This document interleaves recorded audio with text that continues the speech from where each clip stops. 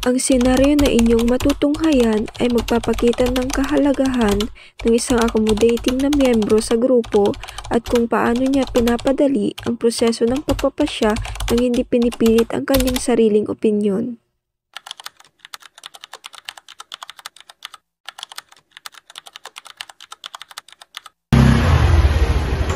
Doon tayo ya. Pero, manawa. Alright. Isa mo, hinihintay na tayo doon. Yan na lang yung helmet mo.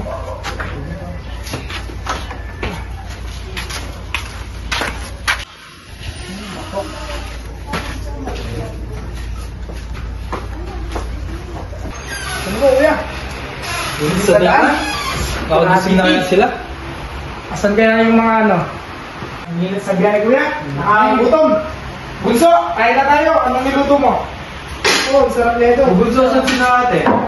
Andiyan na sila, gigisingin ko lang. Kain na tayo. Tawagin mo na sila. Tawagin ko. Ito, maas ako.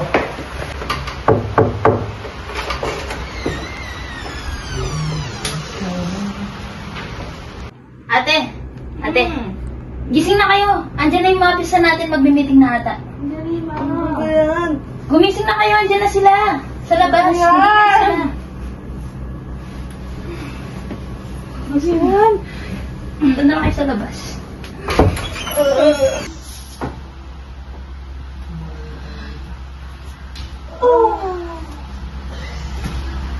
Sarap ng papaya. Kaya na nga ganyan naman dumating. Ganyan naman.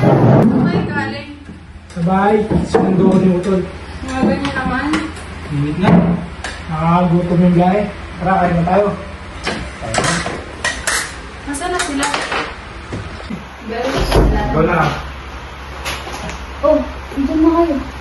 Ano na pag-usapan niyo dyan? Wala pa. Namintay ka kasi namin eh. Oh, si Phyllis, asan?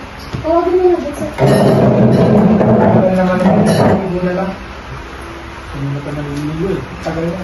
Nagugutom na ako. Kuya! Sila pa tapos? Tawagan na natin. Oh, nandiyan na pala kayo? Oh, kuha na. Kakain na tayo.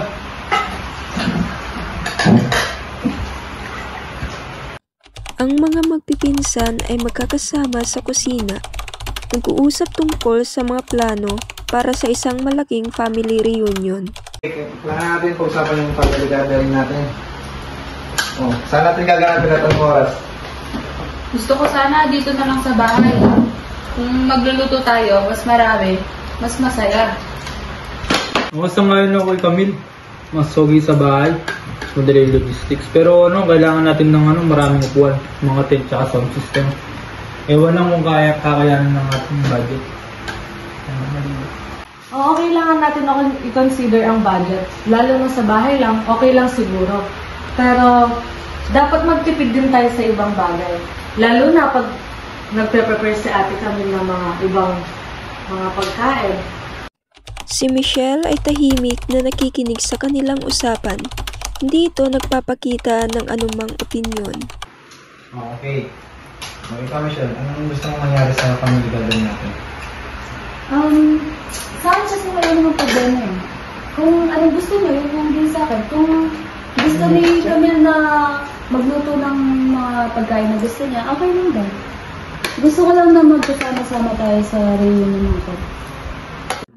Umahimik ang lahat at napatingin kay Michelle.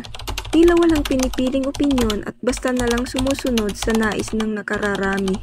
Mahalaga yung pagkain sa isang gathering. So, kailangan natin isipin talaga lahat kung ano yung mga ihahapag natin. Kailangan ko din malaman kung magkano yung budget natin para madami tayong maihandang putahe.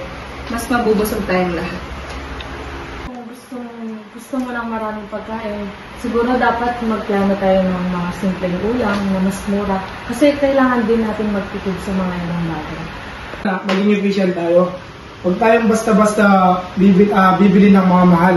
Dapat isipin din natin yung mga gagamitin na decoration, sound system, at mga iba pa natin gagamitin.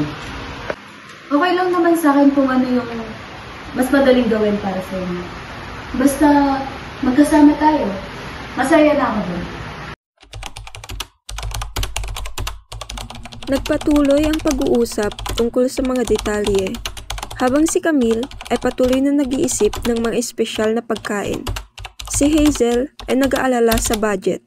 Si Adja naman ay nagpo-focus sa logistics. Samantalang si Michelle ay tahimik na sumusunod. Nakapagdesisyon na ang magpipinsan tungkol sa ilang mga detalye. Pinili nilang magkaroon ng catering para sa pagkain at magkaroon ng mga simple ngunit masayang activities. Si Michelle ay patuloy na hindi nagpapakita ng sariling opinyon at sumusunod sa desisyon ng nakararami. Kailangan din natin pag-isipan yung oras. Kung anong mga pagkain na iluluto ni Camille. Baka kasi masyadong magastos sa oras. Ano sa tingin mo, yung ibang option mo? Mas madali siguro kung mag-catering na lang tayo. Pero kailangan pa rin natin maglaan ng oras para sa mga setup sa sound system, kagaya nga sabi ng utol. Kaya kailangan magkaisa tayo.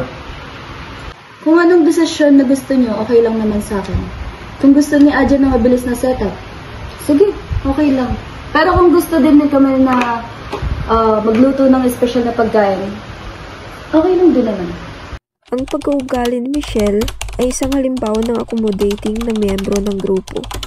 Hindi siya nag-aalok ng sariling opinyon, kundi inuunang pangangailangan ng iba at gusto niyang matulungan ang grupo upang magkasunduan sila.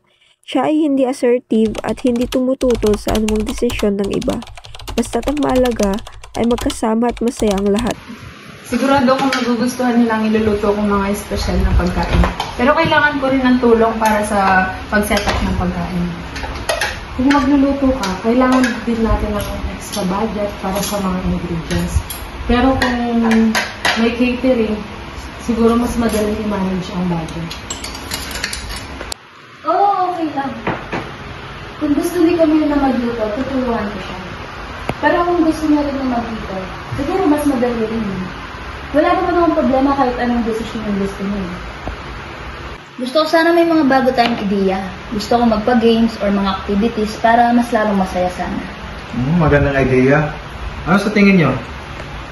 Pwede tayo magdagdag ng games sa hapon.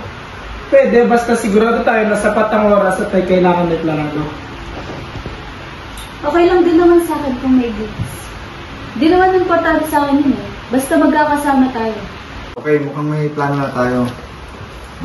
Salamat sa input mo, Michelle. At sa pag-cooperate ng lahat. Oh, sige, okay na yan. Basta tutulong naman ako kung gusto nyo gawin. Ate, kung hindi ka sumang-ayon sa mga opinion namin, siguro hindi na natapos ang diskusyon nito. Kung ano yung gusto niya, dun ako. Oo nga, lahat tayo may opinion, pero si Ate Michelle talaga na pag-aano.